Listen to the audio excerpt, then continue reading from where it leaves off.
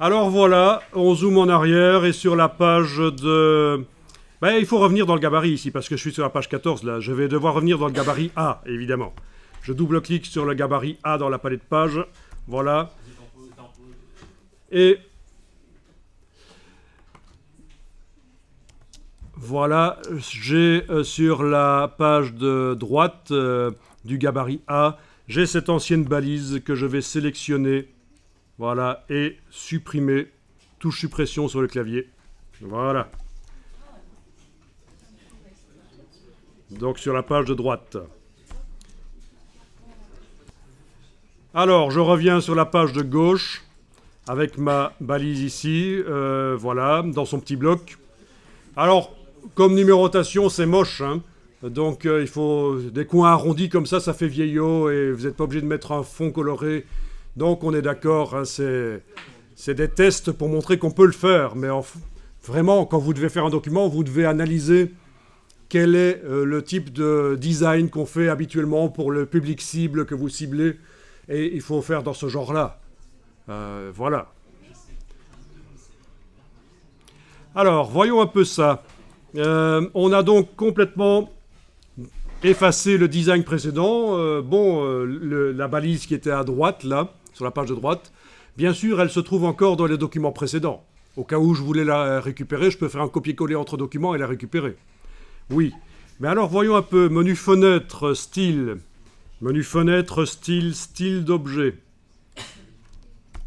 Fenêtre, style, style d'objet. Vous avez la palette des styles d'objets. Quelle surprise.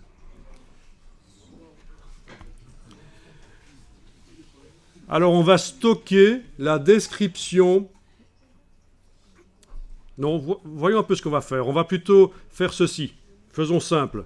Faites un petit Alt-clic sur le style qui s'appelle bloc numérotation. Vous voyez qu'on arrive à récupérer partiellement ce qu'on avait avant. Ça veut dire que, par sécurité, on avait aussi stocké la description du petit bloc de numérotation précédent. Quand vous faites Alt-clic dans la palette style d'objet. Bon, je vais faire édition annulée. Voilà, on peut fermer la palette style d'objet. C'était juste pour vous montrer que ça existe. On peut stocker vraiment ça. Alors, la balise ici, vous allez la... faisons au plus simple parce que parfois les manipulations c'est pas évident. Vous allez la copier, vous allez donc faire édition copier, donc évidemment un commande C sur le Mac. Voilà. Et puis vous allez la coller. Donc zoomez en arrière, allez sur la page de droite et faites édition coller. Alors où est-ce qu'elle est arrivée? Ah ah. Hein? J'entends pas. Exactement, elle arrive au milieu. Quand on colle un élément, il arrive au milieu de la fenêtre actuellement ouverte. D'accord? Donc si j'annule et que je bouge un peu la page là, et que je fais un coller à nouveau, voilà, ça arrive toujours au milieu. Bon, c'est le principe. Bon, on va le placer maintenant que vous avez collé. Il faut le placer au bon endroit sur la page de droite.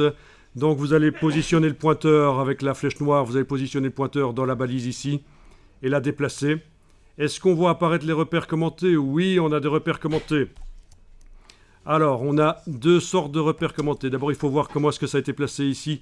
La balise, elle est, à mon avis, pas vraiment au centre de la page de gauche, mais plutôt au centre des blocs roses. Vous voyez qu'il y a une marge un peu plus importante du côté de la reliure par rapport au côté gauche ici. Voilà. Ah, il y en a qui connaissent le grand fond et le petit fond. Ok, donc vous allez positionner. Voilà.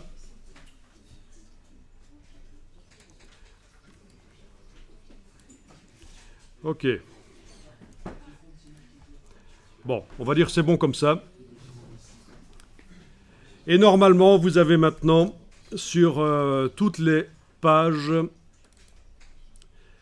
la même balise à gauche et à droite. Si je vais dans la palette de page et que je commence à double-cliquer, alors c'est moche, c'est trop près du bord, mais ça c'est le genre de chose qui sera réglé après. Est-ce que vous voyez que vous avez la même balise à gauche et à droite maintenant? Super.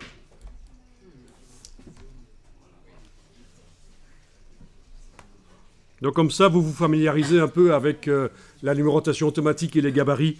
C'est une première approche.